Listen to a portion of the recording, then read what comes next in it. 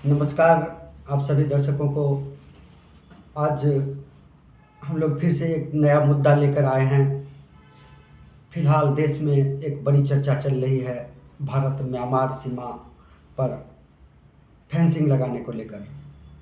2-3 दिन पहले गृह मंत्री ने घोषणा की थी कि इस सीमा को सील किया जाएगा और इसके बाद से पूर्वोत्तर के कई राज्यों में अलग अलग तरह की प्रतिक्रिया आ रही है। इस पर आज हम चर्चा करेंगे। हमारे साथ स्टूडियो में मौजूद हैं हिंदुस्तान समाचार के वरिष्ठ पत्रकार अरविंद कुमार राय। नमस्कार तुराज जी। तो अरविंद जी, हम लोग शुरू करते हैं कि ये जो गृह मंत्री अमित शाह ने कहा कि हम सीमा लगाएंगे, तो आखिर उन्होंने किस परिप्रेक्ष्य में कहा? इतने दिनों तक जो सीमा खुली हुई थी, जहाँ से स्वतंत्र रूप से आवाजाही हो रही थी, आज अचानक ऐसा क्या हुआ कि वहाँ पे फेंसिंग लगाना है?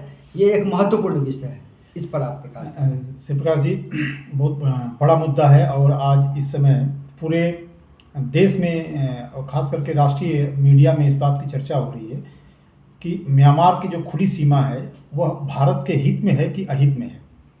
और यह साफ नज़र आ रहा है कि पूर्वोत्तर बहुत ही संवेदनशील इलाका है, पूरा पूर्वोत्तर के सभी राज्य जितने भी हैं, क्योंकि सारी सीमाएं जो हैं कहीं बांग्लादेश से लगा हुआ है, कहीं म्यांमार, कहीं चीन, तो इस तरह से भूटान है। खैर भूटान से हमारे अच्छे संबंध हैं, बांग्लादेश से भी अच्छे हैं, लेकिन म्यांमार में चीन की जो हस्तक्षेप है उसकी वजह से हमारे पूर्वोत्तर में बहुत समस्या उत्पन्न होती है।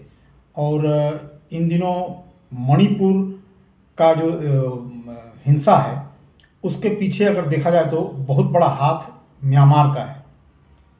तो इसलिए म्यांमार की सीमा को सील करना बहुत ज़रूरी है। 1700 किलोमीटर लंबी सीमा है, इसका कुछ हिस्सा त्रिपुरा, कुछ जो है वो मिजोरम, अरुणाचल प्रदेश, नागालैंड और मणिपुर से लगती है। तो ये आज का बड़ा ही ज्वलंत मुद्दा है और आपने सही कहा कि इसको लेकर के समस्या है। सबसे ज़्यादा जो समस्या है वह मणिपुर और मिजोरम का है। और यही मणिपुर में तो खैर लंबे समय से हिंसा चल रही है, तो वहाँ पर बहुत ज़्यादा इसको लेकर के आवाज़ नहीं उठ रही है। ये आवाज़ उठाई जा रही है मिजोरम से।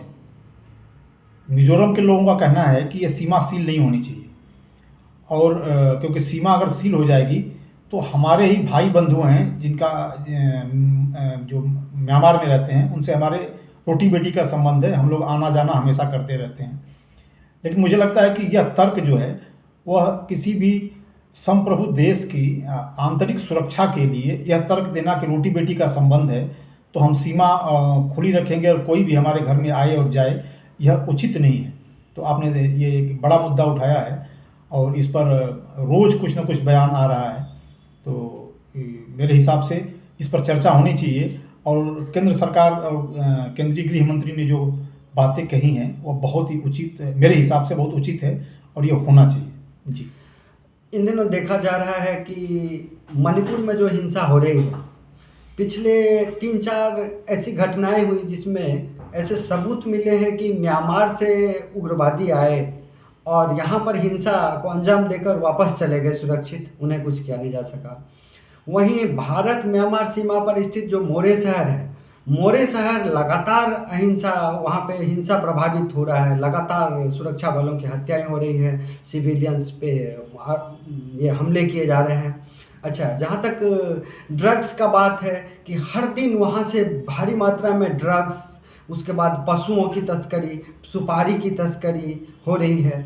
मणिपुर में जो भी खेती हो रही है, जो पहाड़ों में जो अफीम की खेती हो रही है या गांजे की खेती हो रही है, उससे जो आपने कहा था अभी कि उसका प्रोसेसिंग म्यांमार में करते हैं, तो वो वहाँ से ले जाते हैं। तो कहीं ना कहीं ये लोग चाह रहे हैं, इसके पीछे जो ड्रग्स के स्मगलिंग करने वाले हैं वो नहीं चाह रहे हैं कि ये यहाँ पे बाढ़ लग जाए, ताकि वो यदि लग गया तो फिर उनका आना जाना और स्मगलिंग का कारोबार बंद हो जाएगा। आप क्या समझते हैं? शिवप्रकाश जी, मैं एक बात कहूँगा कि आज जो मणिपुर की हिंसा है उसके पीछे ठीक है कि वो एक जनजाति का मुद्दा है, अपनी जगह पर है, लेकिन जो सबसे बड़ा मुद्दा है उसको राष्ट्रीय मीडिया में बहुत ज़्यादा डिस्कस नहीं किया गया है। मुद्दा ये है कि वहाँ पर बहुत बड़े पैमाने पर ड्रग्स की खेती होती है, गांजा और अफीम की, और उसको वहाँ से प्रोसेस करने के लिए म्यांमार ले जाते हैं, क्योंकि म्यांमार में बड़ा सेफ उनको जगह मिल जाता है और प्रोसेस करके फिर उसको जो है वो भारत के अंदर ले आते हैं और कुछ वहाँ से विदेशों में भेजा जाता है। तो भारत में जो लाने का जो उनका ट्रांजिट रूट है वो है मिजोरम। इसमें अब मज़ेदार बात है कि इस ड्रग्स की तस्करी में मणिपुर के भी एक एक धड़ा ऐसा है जिसको फ़ायदा हो रहा है। वहाँ पर सरकार जो है वो वनों में इन खेती को बंद कर दिया, तो उनको सबसे बड़ा नुकसान हुआ और वो जो है इसके पीछे लगे हुए हैं कि किसी कीमत पर ये हमारी खेती को बंद नहीं हो, ड्रग्स की खेती को बंद नहीं हो, गांजा और अफीम की।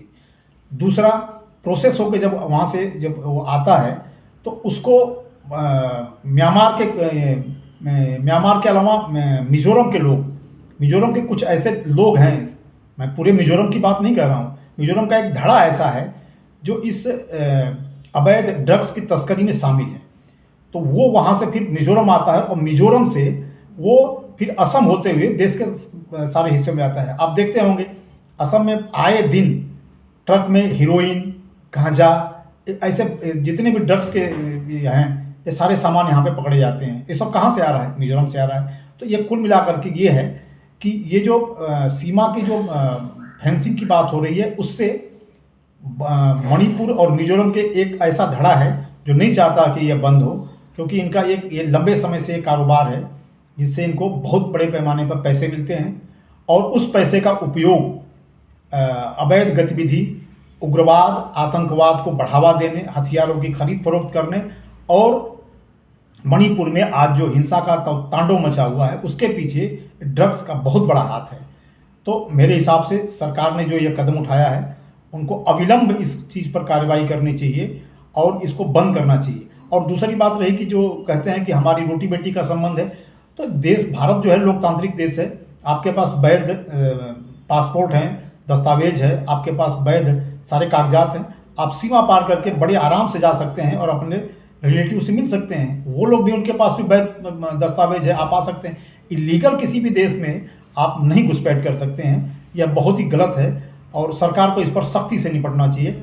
मैं तो कहूँगा कि ये सरकार का जो कदम है बहुत उचित है और ये नहीं तो मणिपुर की जो समस्या है वो इतनी विकराल हो गई है कि इसको रोकना मुश्किल है। असम में जो है उग्रवादी संगठन है वो वहाँ से सीमा पार करते हैं, नागालैंड में आते हैं, नागालैंड से असम में आते हैं, यहाँ हिंसा करके फिर वो उसी रास्ते से घुस जाते हैं।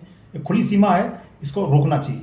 जी, मैं समझता हूँ कि जिस तरह से मिजोरम के स्टूडेंट यूनियन या नागालैंड के या फिर मणिपुर के कुछ क्षेत्र के लोग इसका विरोध कर रहे हैं, उनका कहना है कि उनका आना जाना है, उनके रिश्ते हैं, शादी ब्याह, खेल कूद का संबंध है।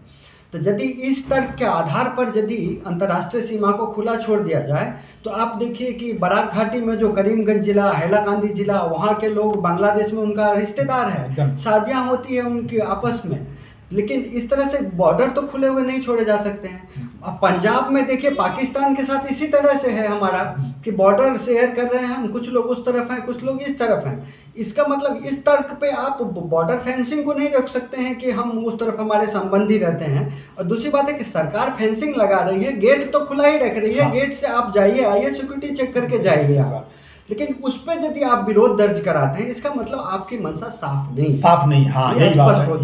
ये और सरकार को इसमें दृढ़तापूर्वक काम करना चाहिए। ये तर्क जो है वो किसी भी कीमत पर सही नहीं है कि आप वहाँ पर जो है हमारी रोटी बेटी का संबंध है, हमको खुला छोड़ दीजिए, हम जैसे जाएँ वैसे जाएँ। नहीं, ये लोकतांत्रिक देश है और सबको यहाँ पे समान अधिकार है। सब अपने अधिकारों का उपयोग करें और बड़े आराम से आप आ सकते हैं, जा सकते हैं, लेकिन सीमा को खुला छोड़ना यह अपने देश के आंतरिक मामलों में किसी बाहरी शक्तियों के हस्तक्षेप का सबसे बड़ा प्रमाण है। और आपको एक ध्यान देना चाहिए कि हमारा सबसे बड़ा जो एनिमी है वो है चीन, और चीन की पूरी तरह से हस्तक्षेप म्यांमार में है, क्योंकि लोकतंत्र वहाँ पे है नहीं, जुंटा का शासन है और जुंटा पर पूरी तरह से कब्जा चीन का है और चीन इस मामले में बहुत बड़ा अपना रोल प्ले करता है। तो सरकार को अगर ये सीमा को बंद करते हैं तो न उग्रवाद पर ही केवल नकेल नहीं लगेगी और ड्रग्स तस्करी पर नकेल नहीं लगेगी, चीन के मंसूबों पर बहुत बड़ा कुठाराघात होगा। तो सरकार को अविलंब इस पर कदम उठाना चाहिए। और मैं एक बात कहूँगा कि केंद्रीय गृह मंत्री का जो बयान है वो बहुत ही स्वागत योग्य है और इस पर सरकार अपनी जो पहल करने की जो तैयारी की है। मैंने सुना है कि केंद्र सरकार जो है, गृह मंत्रालय BRO को, बॉर्डर रोड ऑर्गेनाइजेशन को सीमा को सील करने का काम सौंपने जा रही है। इसके लिए भारत सरकार उसका स्वागत करना चाहिए। जी। तो मैं सोचता हूँ कि अभी ये जो सीमा का मुद्दा है, और ये मुद्दा लंबा चलने वाला है, क्योंकि 1643 किलोमीटर सीमा है और 10 किलोमीटर में ही अभी तक फेंसिंग हो सका है मणिपुर में, और इस पर विरोध भी चलता रहेगा। इसी बीच हम लोग इस पर फिर से चर्चा करेंगे, और आज के चर्चा को इसी पर विराम देते हैं, इस बात को, अंतिम बात को कहते हुए कि यदि म्यांमार की सीमा को सील नहीं किया गया तो यह राष्ट्रीय सुरक्षा पर एक बड़ा खतरा है। चीन की तरफ से या साउथ ईस्ट की तरफ से बहुत बड़ा खतरा है, इसलिए इसको सील किया जाना चाहिए। इसी के साथ हम समाप्त करते हैं आज का एपिसोड। आप सभी को धन्यवाद। आप हमारे चैनल को लाइक, सब्सक्राइब और कमेंट करें, ताकि हम और भी अधिक काम करने के लिए प्रेरणा प्राप्त कर सकें। नमस्कार।